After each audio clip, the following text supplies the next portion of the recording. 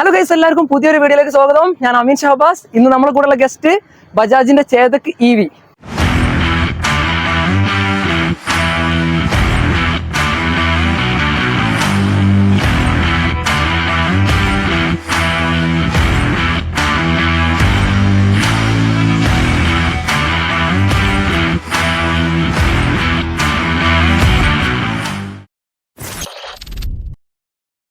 Guys, അപ്പം ഈ ഒരു വണ്ടീനെ കുറിച്ച് പറയാന്നുണ്ടെങ്കിൽ ഏകദേശം 2800 കിലോമീറ്ററിന് അടുത്ത് ഓടിച്ചതിന് ശേഷമാണ് നമ്മൾ ഈ ഒരു വണ്ടി റിവ്യൂ ചെയ്യുന്നത്. വേറെ ഒന്നല്ല, അത് അത്യാവശ്യം നമ്മൾ ഓടിച്ചതിന് ശേഷം ചെയ്യുമ്പോഴാണ് നമുക്ക് അതിന്റെ ഒരു എന്തെങ്കിലും കംപ്ലൈൻസോ കാര്യങ്ങളൊക്കെ ഉണ്ടെന്നുണ്ടെങ്കിൽ അത് കിട്ടുള്ളൂ. ഞാൻ മുമ്പ് ഏതർ 450Xന്റെ വീഡിയോ ചെയ്തപ്പോഴും ഏകദേശം 3000 കിലോമീറ്ററിന്റെ അടുത്ത് ഓടിച്ചതിന് ശേഷമായിരുന്നു വീഡിയോ ചെയ്തിട്ടുണ്ടായിരുന്നത്. അപ്പം ഈ ഒരു വണ്ടി ഇത്രയും കിലോമീറ്റർ ഓടിച്ചപ്പം 2000 കിലോമീറ്ററിൽ ഇതിന്റെ ഫസ്റ്റ് സർവീസ് കഴിഞ്ഞിട്ടുള്ളതാണ്. അപ്പം ആ ഒരു ഫസ്റ്റ് സർവീസിന് മുന്നേ അല്ലെങ്കിൽ ഈ ഒരു 2700 കിലോമീറ്റർ ഒക്കെ കഴിഞ്ഞപ്പോഴും ഇപ്പോഴും കംപ്ലൈൻസ് ആയിട്ട് നമുക്ക് എടുത്തു പറയേണ്ട ഒരു പ്രോബ്ലംസ് ഒന്നും ഈ ഒരു വണ്ടിക്ക് വന്നിട്ടില്ല. പിന്നെ പറയാനുള്ള ഒരു കാര്യം എന്ന് വെച്ച് കഴിഞ്ഞാൽ ഇതൊരു ബേസ് മോഡലാണ്. ചേതക്കിൽ തന്നെ റേറ്റ് അത്യാവശ്യം നമുക്ക് കുറഞ്ഞിട്ട് മേടിക്കാൻ പറ്റുന്ന രീതിയിലുള്ള ഒരു വണ്ടിയാണ് ഇത്.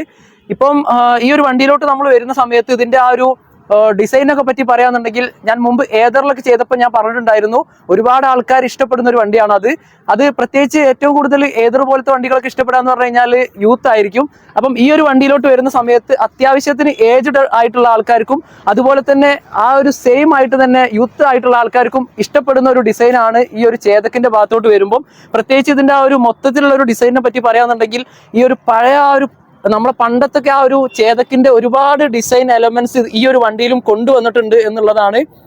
ഈ ഒരു സസ്പെൻഷന്റെ ഭാഗത്തോടൊക്കെ നോക്കുമ്പോൾ ഇന്ന് കാണുന്ന മോഡേൺ സ്കൂട്ടറുകൾ വെച്ച് നോക്കുന്ന സമയത്ത് കുറച്ചും കൂടി ഒരു വെറൈറ്റി ആയിട്ടാണ് ബജാജ് ഈ ഒരു സ്കൂട്ടറിൽ കൊണ്ടുവന്നിട്ടുള്ളത്. പിന്നെ ഈ ഒരു കളറ് എനിക്കൊരു ഹൈലൈറ്റ് ചെയ്ത് പറയേണ്ട ഒരു കാര്യമാണ്.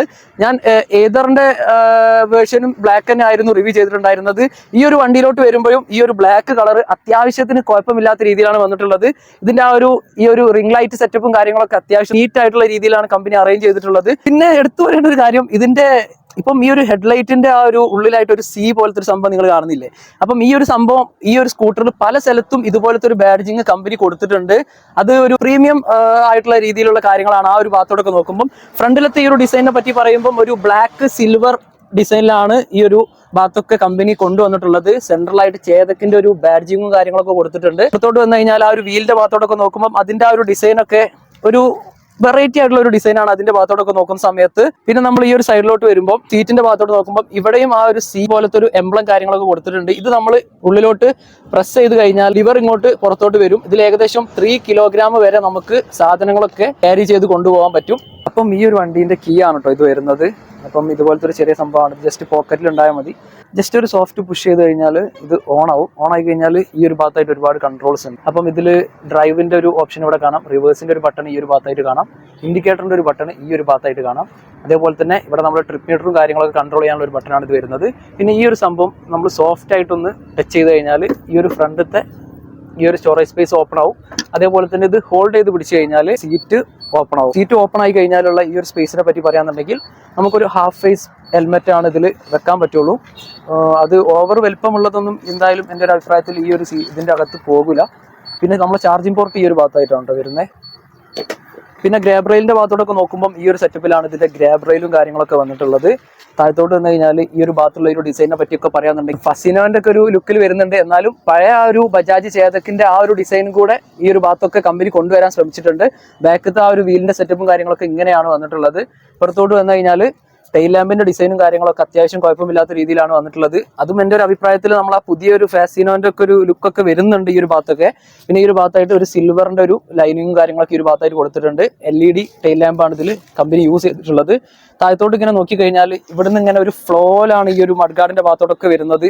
ഒരു എന്താ പറയുക, ഒരു ഒഴുക്ക് എന്നൊക്കെ നമുക്ക് പറയാൻ പറ്റും. അത്തരത്തിലാണ് ഇതിന്റെ ഒരു ഡിസൈനും കാര്യങ്ങളൊക്കെ വന്നിട്ടുള്ളത്. ഇവിടെ ഒരു ചെറിയൊരു ഹോൾ സെറ്റപ്പും കാര്യങ്ങളൊക്കെ കൊടുത്തിട്ടുണ്ട്. അവിടെയൊക്കെ നമുക്ക് ആ ഒരു സിൽവർ ടച്ചിങ്ങും കൂടെ വരുമ്പം കുറച്ചും കൂടെ ഒരു അട്രാക്റ്റീവ് ആയിട്ടുണ്ട്. പിന്നെ മോട്ടറിന്റെ സെറ്റപ്പും കാര്യങ്ങളൊക്കെ ഈ ഒരു ഭാഗത്തായിട്ടാണ് വന്നിട്ടുള്ളത്. പിന്നെ ബാക്കിയുള്ള EV സ്കൂട്ടറുകളൊക്കെ സംബന്ധിച്ച് നമ്മൾ ഈ ഒരു സ്കൂട്ടറിലോട്ട് വരുന്ന സമയത്ത് നമുക്കിതൊരു പെട്രോൾ സ്കൂട്ടറൊക്കെ ആയിട്ട് നമുക്ക് എന്ത് ചെയ്യാം, പെട്ടെന്ന് ഒരു ഇതിന്റെ ആ ഒരു ഡിസൈനെ നമുക്ക് പറയാൻ പറ്റും. കാരണം പെട്രോൾ സ്കൂട്ടറിൽ ഈ ഒരു ഭാഗത്തായിട്ട് ഈ ഒരു സെറ്റപ്പിലാണ് വരിക. അപ്പം ഈ ഒരു സ്കൂട്ടറിലും അത്തരത്തിലുള്ള ഒരു ഡിസൈന് കമ്പനി കൊണ്ടുവന്നിട്ടുണ്ട്. പിന്നെ ബ്രേക്കിന്റെ ഭാഗത്തോട്ട് നോക്കുമ്പോൾ രണ്ടും ആ ഒരു ഡ്രം ബ്രേക്കാണ് ഇതിൽ വന്നിട്ടുള്ളത്. പിന്നെ നമ്മളെ ഫുൾ ഓപ്ഷനിൽ നമുക്ക് ഡിസ്ക് ബ്രേക്കും കാര്യങ്ങളൊക്കെ കമ്പനി കൊടുത്തിട്ടുണ്ട്. ഫുഡ് ട്രസ്റ്റിന്റെ ഭാഗത്തോട്ട് നോക്കുമ്പോൾ ഈ ഒരു സെറ്റപ്പിലാണ് വന്നിട്ടുള്ളത്. അതിങ്ങനെ ക്ലോസ് ചെയ്ത് കഴിഞ്ഞാൽ ഇതിനോട് ഇങ്ങനെ മാച്ച് ആയിട്ട് വരുന്ന രീതിയിലാണ് അതിന്റെ ഡിസൈൻ ഒക്കെ വന്നിട്ടുള്ളത്. പിന്നെ ഒരു സ്കൂട്ടറിന്റെ പുറത്ത് നമ്മൾ നോക്കുന്ന സമയത്തുള്ള കാര്യങ്ങൾ ഇത്രയൊക്കെ തന്നെ പറയാനുള്ളൂ. ബാക്കി കാര്യങ്ങൾ എന്തായാലും നമുക്ക് വണ്ടി ഓടിച്ചുകൊണ്ട് സംസാരിക്കാം. അപ്പം ഈ ഒരു വണ്ടീന്റെ മുകളിൽ കയറിയിരിക്കുന്ന സമയത്ത് അത് തന്നെ ഈ ഒരു ഡയലിന്റെ ഭാഗത്തോട്ട് നോക്കുമ്പോൾ എന്തൊക്കെ കാര്യങ്ങളുള്ളത് നോക്കാം. അപ്പം ഇതിൽ എത്രത്തോളം ക്ലിയർ ആവുന്നുണ്ട് എന്നുള്ളത് അറിയില്ല, എന്തായാലും ഞാൻ പറഞ്ഞുതരാം. ഈ ഒരു ഭാഗത്തായിട്ട് റേഞ്ച് ഉണ്ട്, അതേപോലെ തന്നെ ഇപ്പുറത്തായിട്ട് ഇതിന്റെ സ്പീഡ് മീറ്റർ ഉണ്ട്, മുകളിലായിട്ട് ഒരു ക്ലോക്ക് വന്നിട്ടുണ്ട്. അതേപോലെ തന്നെ ഈ ഒരു സൈഡിലായിട്ട് നമ്മൾ ഏതിലാണുള്ളത്, ന്യൂട്രലാണോ ഡ്രൈവിലാണോ ഉള്ളത്, അങ്ങനത്തെ കാര്യങ്ങളൊക്കെ കാണിക്കും. പിന്നെ ഇപ്പുറത്ത് ന്യൂട്രൽ എന്നുള്ള ഒരു ലൈറ്റ് കാണിക്കുന്നുണ്ട്. ഇപ്പുറത്തോട്ട് നോക്കി കഴിഞ്ഞാൽ ബാറ്ററിന്റെ ലെവൽസ് ഈ ഒരു ഭാഗത്തായിട്ട് കാണിക്കുന്നുണ്ട്, ഓഡോമീറ്റർ ഈ ഒരു ഭാഗത്തായിട്ട് കാണിക്കുന്നുണ്ട്, പിന്നെ ട്രിപ്പ് മീറ്റർ ആ ഒരു ഭാഗത്തായിട്ട് കാണിക്കുന്നുണ്ട്. ഒരു ട്രിപ്പ് മീറ്റർ ആണ് ഇതിൽ വന്നിട്ടുള്ളത്. പിന്നെ ഈ ഒരു മീറ്ററിന്റെ അകത്ത് ഈ ഒരു മുകളിലായിട്ടൊരു സി എന്നുള്ള ബാഡ്ജിങ്, ഞാൻ നേരത്തെ പറഞ്ഞ പോലെ തന്നെ ഒരുപാട് സ്ഥലത്ത് ഈ ഒരു സി എന്നുള്ള ഒരു ബാഡ്ജിങ് കമ്പനി കൊണ്ടുവന്നിട്ടുണ്ട്. പിന്നെ പുറത്തോട്ട് വന്നു കഴിഞ്ഞാൽ ഈ സ്വിച്ചിന്റെ ഭാഗത്തോടൊക്കെ നോക്കുകയാണെന്നുണ്ടെങ്കിൽ ഇത് നമുക്ക് വണ്ടി ഡ്രൈവ് ചെയ്യാനുള്ള മോഡ്, ഇത് റിവേഴ്സിന്റെ മോഡാണ്. അതേപോലെ തന്നെ ഇത് നമ്മുടെ ട്രിപ്പ് മീറ്ററും കാര്യങ്ങളൊക്കെ കൺട്രോൾ ചെയ്യാനുള്ളതാണ്. ഇത് സീറ്റിന്റെയും ഈ ഒരു ഭാഗത്തുള്ള സ്റ്റോറേജിന്റെ ആണ്. ആ ഒരു സ്റ്റോറേജ് ഞാൻ എന്തായാലും ഇപ്പം കാണിച്ചു തരാം. ഇപ്പുറത്തോട്ട് വന്നു കഴിഞ്ഞാൽ നമ്മുടെ ഹെഡ്ലൈറ്റിന്റെ ആ ഒരു ഹൈ ബീമും ലോ ബീമും കൺട്രോൾ ചെയ്യാനുള്ള ബട്ടണ്, പിന്നെ ഇത് ആ റിംഗ് ലൈറ്റിന്റെ ഒരു ബട്ടണാണ് ഈ ഒരു ഭാഗത്തായിട്ട് വന്നിട്ടുള്ളത്. ഇപ്പുറത്ത് നമ്മൾ മീഡിയ കൺട്രോൾസിന്റെ പോലത്തെ ഒരു ബട്ടൺ ഈ ഒരു ഭാഗത്തായിട്ട് കാണുന്നുണ്ട്. ഈ ഒരു സൈഡിലായിട്ട് ഇൻഡിക്കേറ്ററിന്റെ ബട്ടൺ കാണാം, അത് രണ്ട് സൈഡിലും ആ ഒരു അറ്റത്തായിട്ടാണ് വരുന്നത്. ഇപ്പുറത്തോട്ട് വന്നു കഴിഞ്ഞാൽ ഹോണിന്റെ ഒരു ബട്ടണും ഈ ഒരു ഭാഗത്തായിട്ട് വരുന്നുണ്ട്. പിന്നെ നമുക്ക് ഈ ഒരു ഭാഗത്തുള്ള സ്റ്റോറേജിൽ എന്തൊക്കെയാണ് വരുന്നത് നോക്കാം. അതിനിത് ജസ്റ്റ് ഒരു പുഷ് ചെയ്ത് കഴിഞ്ഞാൽ ഇത് ഓപ്പൺ ആവും. അപ്പം ഈ ഒരു ഭാഗത്തായിട്ട് നമുക്ക് ഇവിടെ ഒരു ഫസ്റ്റ് എയ്ഡ് കിറ്റും കാര്യങ്ങളൊക്കെ ഈ ഒരു ഭാഗത്തായിട്ട് വന്നിട്ടുണ്ട്.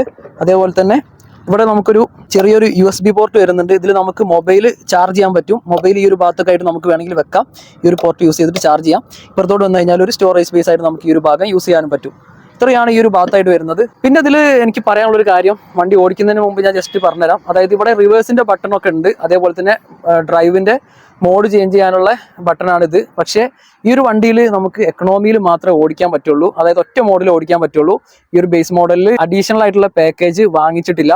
അത് നമുക്ക് ഒരു 6000 രൂപയോളം കൊടുത്തു കഴിഞ്ഞാൽ നമുക്ക് സ്പോർട്ട് മോഡ് അതേപോലെ തന്നെ റിവേഴ്സിന്റെ ഈ ഒരു ബട്ടണൊക്കെ നമുക്ക് യൂസ് ചെയ്യാൻ പറ്റുള്ളൂ. അങ്ങനത്തെ ഒരു പ്രശ്നം ഈ ഒരു വണ്ടിയിൽ വരുന്നുണ്ട്. ആവശ്യമുള്ളവർക്ക് വേണമെങ്കിൽ ആ ഒരു പാക്കേജും കൂടെ മേടിക്കാം. ഒരു തവണ നമ്മൾ 6000 രൂപയ്ക്ക് മേടിച്ചു കഴിഞ്ഞാൽ നമുക്ക് ലൈഫ് ടൈം ഈ ഒരു റിവേഴ്സിന്റെ ഫീച്ചർ അതേപോലെ സ്പോർട്ട് മോഡ് ഇങ്ങനത്തെ കാര്യങ്ങളൊക്കെ നമുക്ക് ഈ ഒരു വണ്ടിയിൽ യൂസ് ചെയ്യാൻ പറ്റും. ബാക്കി കാര്യങ്ങൾ എന്തായാലും നമുക്ക് വണ്ടി ഓടിച്ചുകൊണ്ട് സംസാരിക്കാം. അപ്പം ഈ ഒരു വണ്ടി ഓടിക്കുന്ന സമയത്ത് ഇതിന്റെ ആ ഒരു ആക്സിലറേഷനെ പറ്റി പറയാന്നുണ്ടെങ്കിൽ അത്യാവശ്യം കുഴപ്പമില്ലാത്ത രീതിയിൽ ഈ ഒരു വണ്ടി കയറി പോകുന്നുണ്ട്. എന്നാലും ഞാൻ ഏതറാണ് ഉപയോഗിക്കുന്നത്. അപ്പം ഏതറൊക്കെ വെച്ച് കമ്പയർ ചെയ്യുന്ന സമയത്ത് കുറച്ച് കുറവുണ്ടെന്നേ ഉള്ളൂ. പക്ഷെ അതൊരു കുഴപ്പമായിട്ട് എടുത്തു പറയേണ്ട ഒരു കാര്യമില്ല. പിന്നെ വേറൊരു കാര്യം പറയാന്നുണ്ടെങ്കിൽ ഇതിന്റെ ആ ഒരു സസ്പെൻഷന്റെ ഭാഗത്തു നിന്നുള്ള റെസ്പോൺസ്, ഇപ്പം ഹൈവേയിൽ ഓടിക്കുകയാണെങ്കിലും അതേപോലെ തന്നെ നല്ല മോശമായിട്ടുള്ള റോഡുകളിലൊക്കെ ഓടിക്കുകയാണെങ്കിലും അത്യാവശ്യം നല്ല രീതിയിൽ സസ്പെൻഷന്റെ ഭാഗത്തു നിന്നൊക്കെ റെസ്പോൺസും കാര്യങ്ങളൊക്കെ കിട്ടുന്നുണ്ട്. പിന്നെ ബ്രേക്കിങ്ങിന്റെ ഭാഗത്തോട് നോക്കുകയാണെന്നുണ്ടെങ്കിൽ അത്യാവശ്യം കുഴപ്പമില്ലാത്ത രീതിയിലുള്ള ഒരു ബ്രേക്കിംഗ് സിസ്റ്റം തന്നെ കമ്പനി ഇതിൽ കൊടുത്തിട്ടുണ്ട്. ഡിസ്ക് ബ്രേക്ക് ഒന്നുമല്ല, നോർമൽ ഡ്രം ബ്രേക്ക് ആണ് ഇതിൽ യൂസ് ചെയ്തിട്ടുള്ളത്. എന്നാൽ ഈ ഒരു വണ്ടിക്ക് വേണ്ട രീതിയിലുള്ള ഒരു ബ്രേക്കിംഗ് കാപ്പബിലിറ്റി ഒക്കെ ഇതിൽ നിലവിൽ വന്നിട്ടുണ്ട്. പിന്നെ എനിക്ക് എടുത്തു പറയാനുള്ള ഒരു കാര്യം എന്താണെന്ന് വെച്ച് കഴിഞ്ഞാൽ ഇതിൻ്റെ ആ ഒരു സർവീസ് കോസ്റ്റിനെ പറ്റിയാണ്. ഇപ്പം എൻ്റെ ഒരു ഏതറൊക്കെ വെച്ച് കമ്പയർ ചെയ്യുന്ന സമയത്ത് അത്യാവശ്യം നല്ല രീതിയിൽ സർവീസ് കോസ്റ്റ് ഇതിൽ കുറവാണ്. അത് എന്താണെന്ന് വെച്ച് കഴിഞ്ഞാൽ ഇപ്പം ഇതിൻ്റെ ഒരു ഫസ്റ്റ് സർവീസിൽ ഏകദേശം ഒരു 200 രൂപേൻ്റെ താഴെ ആയിട്ടാണ് സർവീസ് കോസ്റ്റ് വന്നിട്ടുള്ളത്. സെക്കൻഡ് സർവീസിലാണെങ്കിലും 300ൻ്റെ ഒക്കെ ഒരു താഴെ ആയിട്ട് തന്നെ വരുന്നുള്ളൂ. അത് ഏതറിലോട്ട് പോകുമ്പം 700 അതിൻ്റെ മുകളിലോട്ടൊക്കെ ആയിട്ട് മിനിമം വരുന്നുണ്ട് എന്നുള്ളതാണ്. അപ്പം ആ ഒരു കാര്യത്തിൽ എനിക്ക് ഈ ഒരു വണ്ടീനോട് കുറച്ചും കൂടി ഒരു ഇൻട്രസ്റ്റ് തോന്നിയിട്ടുണ്ട്. പിന്നെ എനിക്ക് പറയാനുള്ള ഒരു മെയിൻ ഡ്രോബാക്ക് എന്താണെന്ന് ചോദിക്കുകയാണെന്നുണ്ടെങ്കിൽ ഇതിൽ ഫാസ്റ്റ് ചാർജിങ് കേപ്പബിലിറ്റി ഇല്ല എന്നുള്ളതാണ്. ഫാസ്റ്റ് ചാർജിങ് സിസ്റ്റം കൂടെ കമ്പനി ഈ ഒരു വണ്ടിയിൽ കൊണ്ടുവരികയാണെന്നുണ്ടെങ്കിൽ കുറച്ചും കൂടെ ഒരു ബെറ്റർ ആയിരുന്നു എന്നുള്ളതാണ് എനിക്ക് പറയാനുള്ളത്. എന്താണെന്ന് വെച്ച് കഴിഞ്ഞാൽ ലോങ് ഒക്കെ പോകുന്ന സമയത്ത് ഫാസ്റ്റ് ചാർജിങ് സിസ്റ്റം കൊണ്ടുവന്നിട്ടുണ്ട് എന്നുണ്ടെങ്കിൽ നമുക്ക് അത്യാവശ്യം കൂടുതൽ കിലോമീറ്റർ നമുക്ക് പെട്ടെന്ന് തന്നെ ഓടാനുള്ള ഒരു ചാർജ് വളരെ ഷോർട്ട് ടൈം കൊണ്ട് തന്നെ നമുക്ക് കയറ്റാൻ പറ്റും എന്നുള്ളതാണ്. ഇപ്പം ഏതറിലൊക്കെ ഒരു 10 മിനിറ്റ് നമ്മൾ ഫാസ്റ്റ് ചാർജറിൽ ചാർജ് ചെയ്യാന്നുണ്ടെങ്കിൽ 15 കിലോമീറ്ററിൻ്റെ മുകളിൽ പോകാനുള്ളൊരു ചാർജ് അതിൽ കയറി കിട്ടുന്നുണ്ട്. അപ്പം ആ ഒരു കാര്യം ഇതിലും കൂടെ ഉണ്ടെന്നുണ്ടെങ്കിൽ കുറച്ചും കൂടെ ബെറ്റർ ആയിരുന്നു എന്നുള്ളതാണ്. ഇപ്പം നോർമലി നമ്മൾ ഈ ഒരു വണ്ടി ചാർജ് ചെയ്യാൻ ഏകദേശം ഒരു 4 മണിക്കൂറൊക്കെ വീട്ടിൽ നിന്നൊക്കെ ചാർജ് ചെയ്യുന്ന സമയത്ത് എടുക്കുന്നുണ്ട്. പിന്നെ നമ്മളിതിൽ അത്യാവശ്യം ലോങ് ഒക്കെ പോകുന്ന സമയത്ത് ഇതിൻ്റെ ആ ഒരു സീറ്റിലിരിക്കുന്ന സമയത്തുള്ള ആ ഒരു കംഫർട്ടിനെ പറ്റി പറയാന്നുണ്ടെങ്കിൽ എൻ്റെ ഒരു വണ്ടീനെ വെച്ച് കമ്പയർ ചെയ്യുന്ന സമയത്ത് അത്യാവശ്യം കുറച്ചും കൂടെ ഒരു സോഫ്റ്ററാണ് ഇതിലിരിക്കുന്ന സമയത്ത്. ബാക്കിലൊക്കെ ഇരിക്കുമ്പോൾ കുറച്ചും കൂടെ ഒരു റിലാക്സ് ആയിട്ട് ഇരിക്കാൻ പറ്റുന്നുണ്ട്. അപ്പം ഈ ഒരു വണ്ടിയിൽ ഇരിക്കുന്നതിൻ്റെ ആ ഒരു കംഫർട്ട് എന്ന് പറയുന്നത് ഏതറിനേക്കാളും കൂടുതൽ ഇതിൽ തന്നെയാണുള്ളത്. അപ്പം ഏതറിലോട്ട് പോകണോ അല്ലെങ്കിൽ ചേതക്കിലോട്ട് പോകണോ എന്ന് ചോദിക്കുകയാണെന്നുണ്ടെങ്കിൽ സീറ്റിംഗ് കംഫർട്ട് വന്നിട്ടുള്ളത് നമ്മളെ ചേതക്കിലാണ്. അപ്പം ആ ഒരു സംഭവം നോക്കിയിട്ടെടുക്കുന്ന ആൾക്കാർക്ക് തീർച്ചയായിട്ടും ഈ ഒരു ചേതക്ക് എടുക്കാം. പിന്നെ എനിക്ക് പറയാനുള്ള ഒരു കാര്യം എന്താണെന്ന് വെച്ച് കഴിഞ്ഞാൽ ഇതിൻ്റെ ഒരു ബോഡീൻ്റെ ബിൽഡ് ക്വാളിറ്റിനൊക്കെ പറ്റി പറയാന്നുണ്ടെങ്കിൽ കംപ്ലീറ്റ് മെറ്റൽ ബോഡിയാണ് ഇതിൽ കമ്പനി യൂസ് ചെയ്തിട്ടുള്ളത്. അത് കുറച്ചും കൂടെ ഒരു ബെറ്ററാണ് ഏതറൊക്കെ വെച്ച് കമ്പയർ ചെയ്യുന്ന സമയത്ത്. അപ്പം അത്തരത്തിൽ നോക്കുന്ന ആൾക്കാർക്ക് തീർച്ചയായിട്ടും ചേതക്കിലോട്ട് വരാം. പിന്നെ ഇതിൻ്റെ ഫുൾ ഓപ്ഷൻ എടുക്കണോ ബേസ് മോഡൽ എടുക്കണോ എന്ന് വെച്ച് കഴിഞ്ഞാൽ എൻ്റെ ഒരു അഭിപ്രായത്തിൽ പ്രൈസ് റേഞ്ച് വെച്ച് നോക്കുന്ന സമയത്ത് ബേസ് മോഡൽ തന്നെയാണ് കുറച്ചും കൂടെ ഒരു ബെറ്റർ. ഇനി ഫുൾ ഓപ്ഷൻ കുറച്ചും കൂടെ ഒരു പ്രീമിയം സെറ്റപ്പ് അല്ലെങ്കിൽ കുറച്ചും കൂടെ ഡിസ്പ്ലേയിലൊക്കെ വ്യത്യാസം വേണമെന്നൊക്കെ ആഗ്രഹിക്കുന്ന ആൾക്കാർക്ക് വേണമെങ്കിൽ ആ ഒരു വണ്ടി നോക്കാം. അപ്പം ഈ ഒരു വീഡിയോ എന്ന് പറഞ്ഞു കഴിഞ്ഞാൽ ഇത്രയൊക്കെ തന്നെ ഉള്ളൂ. ഇഷ്ടപ്പെട്ട് കഴിഞ്ഞാൽ ലൈക്ക് ചെയ്യുക, സബ്സ്ക്രൈബ് ചെയ്യുക. എന്തെങ്കിലും സംശയമൊക്കെ ഉണ്ടെന്നുണ്ടെങ്കിൽ കമൻറ്റ് ബോക്സിൽ ചോദിക്കാം, ഇൻസ്റ്റാഗ്രാം വഴി ചോദിക്കാം. അപ്പം അടുത്തൊരു വീഡിയോ ആയിട്ട് വീണ്ടും കാണാം. ബൈ.